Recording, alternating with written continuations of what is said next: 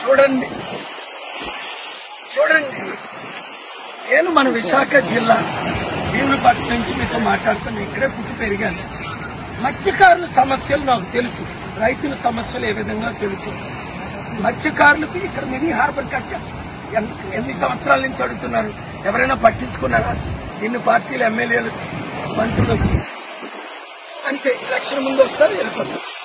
నేను మత్స్యకారులకు 3 విషయాలు: 1, మీకు మినీ హార్బర్ కట్టిస్తాం. 2, మీరు ఫిష్ ఎక్స్పోర్ట్ చేయడానికి మంచి అవైలబిలిటీ ఫెసిలిటీస్ అన్ని నేను ఇస్తాను.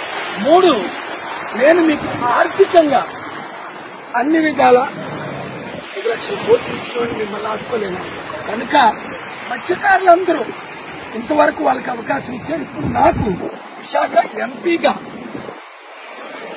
కొండ గుర్తుకు ఓటేసి సీరియల్ నెంబర్ 16 ఒక్క అవకాశం ఇవ్వండి.